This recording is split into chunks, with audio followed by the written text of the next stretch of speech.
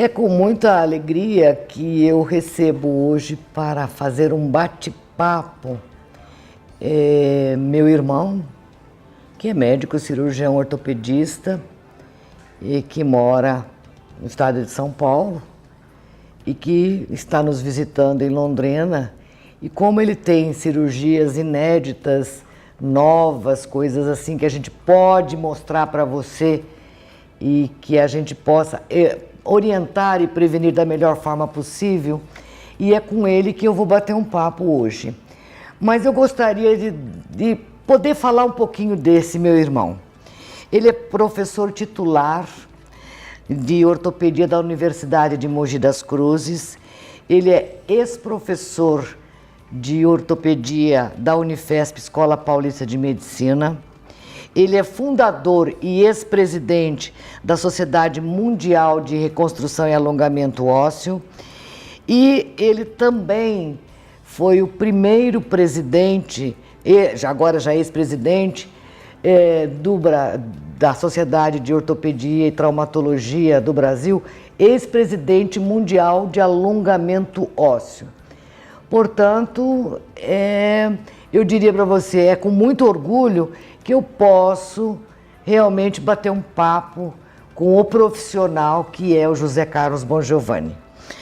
Quando é que você foi presidente mundial de alongamento ósseo e onde?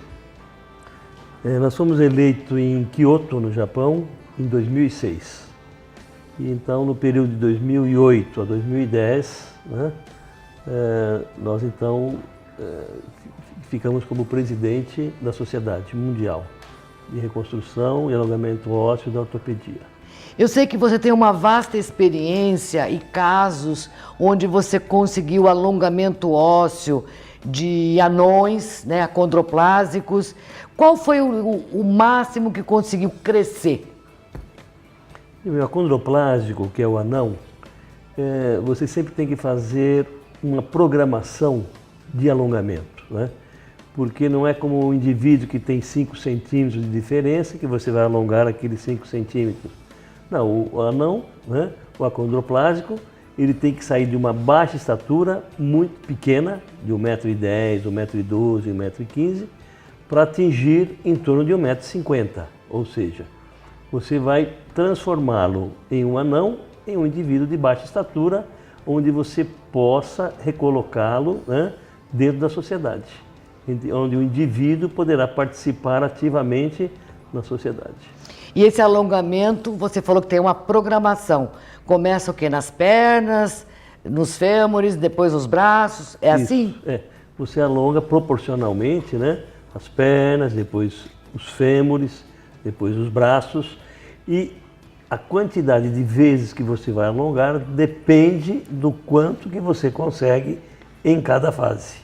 Então são fases distintas, né, que você vai promovendo o crescimento desse indivíduo.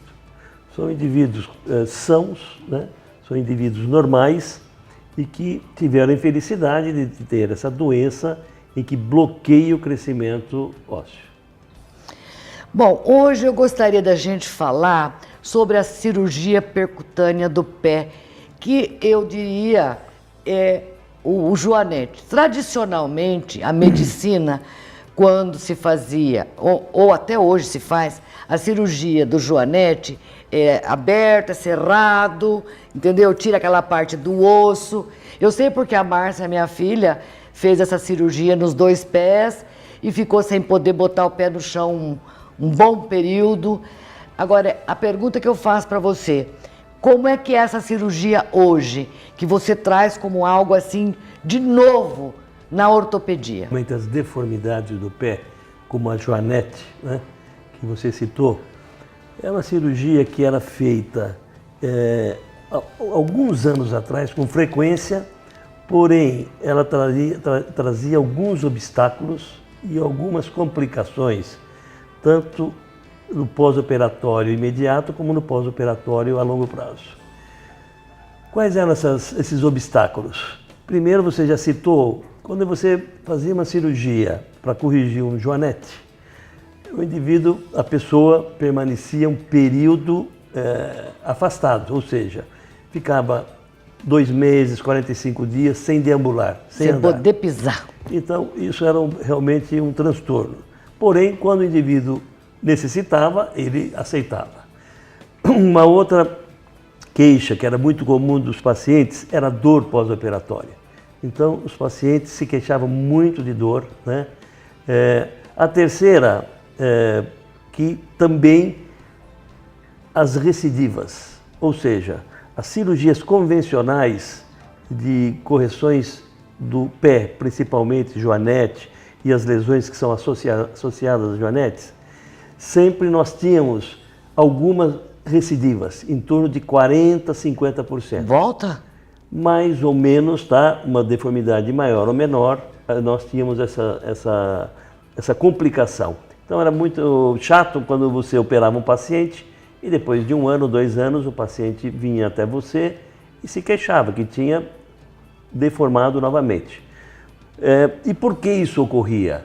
Porque as grandes cirurgias do pé, nós temos inúmeras cirurgias para correções de joanete.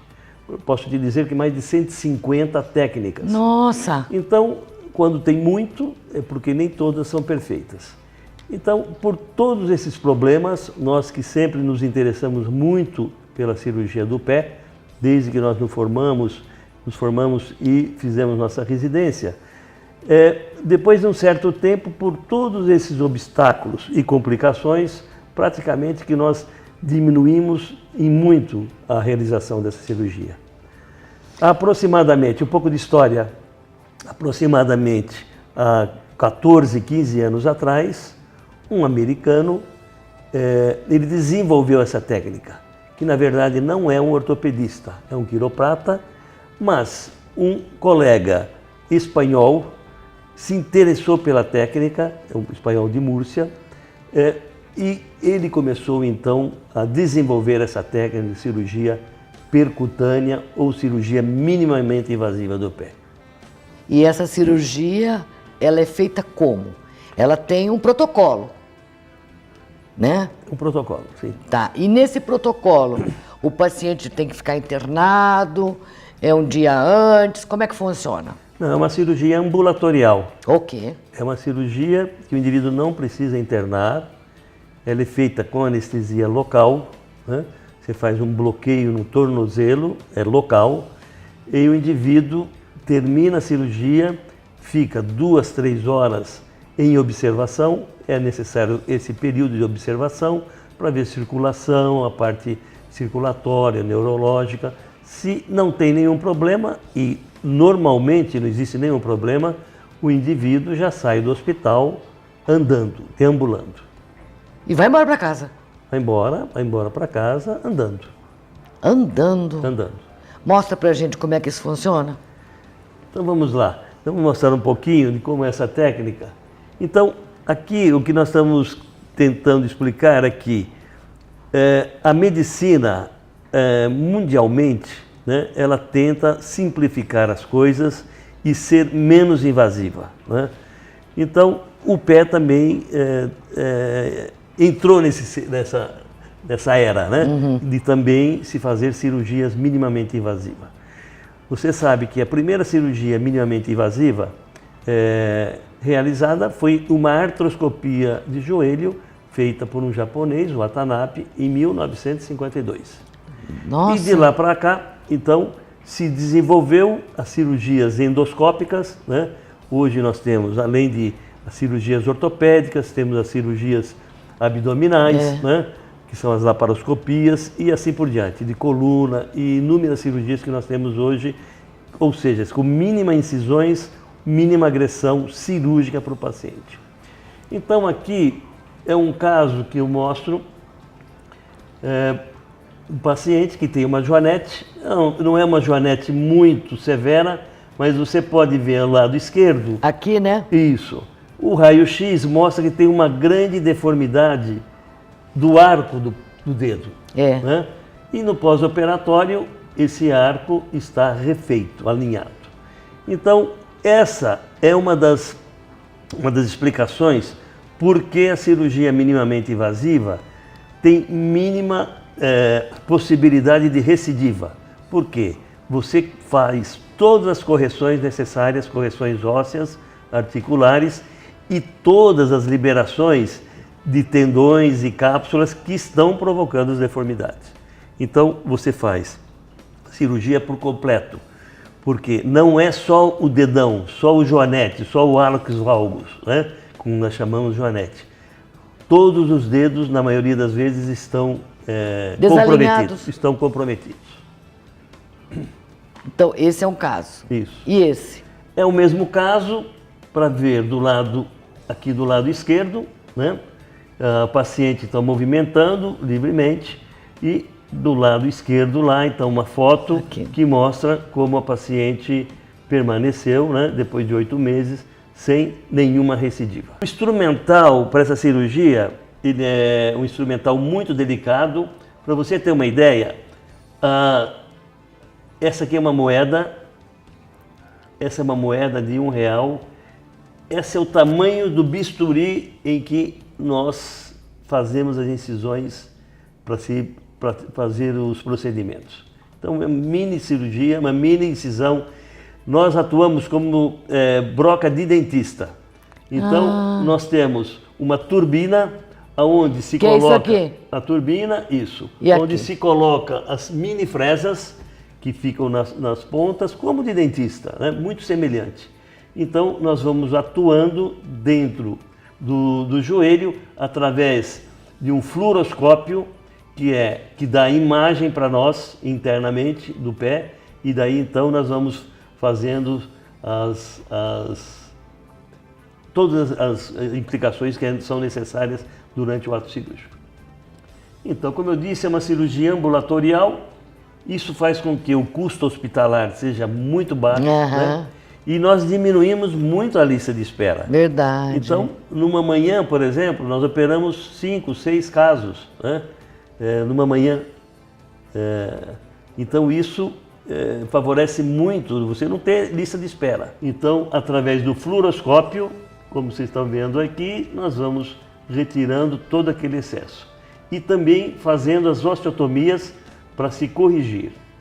Isso aqui, então, é um caso que no final da cirurgia, em que você vê os pontos, né? São pequenos pontos, e aí, então, a fase um pouquinho mais chata, porque você, através de enfaixamento, não é gesso, nada, através de enfaixamento, você mantém o paciente em torno de 4 semanas, em torno de 4 a 5 semanas, em torno de 30 dias com esse enfaixamento. Mas o paciente sai com enfaixamento e essa aqui então é a fase final do enfaixamento, onde você faz os curativos. Aqui você vê, aqui nós, durante o pós-operatório, você faz uma hipercorreção, porque vai ter sempre uma tendência das partes moles retraírem um pouco. Então, para que o dedo fique alinhado, então você faz essa hipercorreção. E durante esse período, em torno de 30 dias, o indivíduo tem que usar uma sandália, né? Pode pisar, pode andar, mas tem que andar com uma sandália. Aqui eu mostro então um caso relativamente simples, né? Uma joanete à esquerda, né? Vocês veem a deformidade do osso. Você acha que isso é simples? Nossa! É uma deformidade que não é muito severa. E aqui então, do lado direito, o pós-operatório, aqui em torno dos 3 meses, onde nós fizemos uma osteotomia na base, outra osteotomia distal e outra na falange, em que você faz toda a correção, né, do primeiro raio, como vocês estão vendo aqui, né? E aqui era muito recente, isso aqui provavelmente uns 2, 3 meses, onde são as pequenas cicatrizes que vão permanecer, logicamente, depois de um certo tempo. Desaparece. Isso. Esse é um outro caso, já é um caso um pouquinho mais severo, mas você vê a deformidade à esquerda, né? A deformidade óssea, e aí o paciente também tinha deformidades dos metatarsos, uma hiperqueratose, uma calosidade plantar, que não adianta você tirar o calo e ele volta.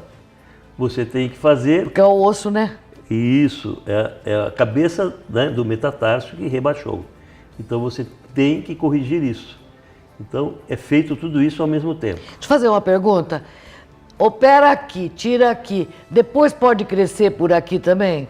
Não, essa é uma outra deformidade, a deformidade do quinto dedo, né? Ah, tá. Que é a deformidade de Sastre, que quando existe, nós fazemos ao mesmo tempo, tudo ao mesmo tempo. Ah, concomitante. Todas as deformidades, todos os procedimentos, por isso é necessário uma boa avaliação pré-operatória do paciente, para você ver exatamente todos os procedimentos que devem ser feitos. Esse aqui é um outro é isso caso. aqui? Isso, são as deformidades que vão ocorrendo, né? Porque o hálux, o dedão, ele é mais forte e ele vai empurrando os outros. O segundo ou sobe, né? Ou desce, de qualquer maneira, ele tem que se ajeitar, né? Então, as deformidades, isso já é um caso já... quando que nós indicamos a cirurgia de joanete? A primeira indicação e essencial é dor, é o paciente que tem dor, né? A segunda é a incapacidade que o paciente tem de calçar e de deambular, né? Então, o ideal é a associação das duas coisas. Então não é vaidade. Não é vaidade. Muitas mulheres procuram, às vezes com uma deformidade pequena, nos procuram. Logicamente, se a paciente tem dor, está indicado, porque se ela não fizer uma profilaxia, vai evoluir para uma joanete de maior gravidade, né? Então, você vê que nesse caso, né, é uma joanete muito grave, porque o hálux, né, ele invadiu o segundo raio, que é o segundo dedo, precisou se sobrepor, e os outros dedos todos entraram em garra. Né? Parece papagaio. Isso. Então, aqui estão feitas todas as correções, e aqui então o pós-operatório, depois de uns 5, 6 meses, não me lembro bem. Mas... Quer dizer que nessa cirurgia aqui, conserta aqui, conserta todos os outros. Isso. Num ato só. Isso. Essa aqui tinha a joanetezinha que você disse, que você perguntou anteriormente, que é o Sastre. Né? E que foi corrigida também. Verdade. Tá? Esse é o contrário. Esse, o hálux, o dedão... Foi para dentro e botou o dedo para baixo. Isso, tá? São deformidades diferentes que vão ocorrendo, né? E aqui então o pós-operatório. Aqui uma fase ainda recente, ainda tem um pouco de edema, um pouco de inchaço, né? Mas é o mesmo dedo. Próximo. Essa daqui então é uma deformidade que é muito comum, né? Tudo isso aqui é comum? É comum, principalmente no paciente de idade e principalmente no paciente que às vezes tem como base uma doença, como artrite reumatoide. Nós não comentamos na etiopatogenia, né, as causas, mas uma das causas é a artrite reumatoide, que atinge principalmente as mãos, deforma as mãos e deforma os pés. Então, esse é um caso de artrite reumatoide, em que você tem o joanete, né, que é o desvio do hálux do primeiro dedo, e, consequentemente, todos os outros dedos deformados em garra. Tem mais um caso, esse é de um homem. Eu mostrei bastante mulheres. Você mostrou tanta mulher, pelo menos um homem, por favor. É um homem, né? Você vê a deformidade que ele tem, o hálux desviado. Aqui, olha que horror. E o segundo dedo, né, em martelo, que nós chamamos, né? Martelo. Totalmente desviado. Né? Aqui então o final. Esse aqui é um vídeo mostrando que o dedo, aquele dedo voltou à sua normalidade. Então essa é a técnica minimamente invasiva, então, que atualmente está sendo praticada. Nós estamos fazendo um esforço muito grande com a Sociedade Brasileira de Pé, né, e Tornozelo, para que os cirurgiões de pé atuem e façam essa técnica. Porque eu tenho dito para todos que vai ser obrigatório que todos façam essa técnica. É uma técnica que tem uma curva de aprendizado um pouquinho longa, não é muito simples, e tem que se fazer treinamento, tem que se espelhar e ir fazer fazer Congressos, treinamentos em serviços que tenha já essa técnica, essa experiência para poder então adquirir e praticar então essa técnica no Brasil inteiro. Atualmente são muito poucos colegas, né, que praticam, mas essa é uma tendência e acho que todos que fazem pé não poderão deixar de fazer essa técnica que nós chamamos minimamente invasiva.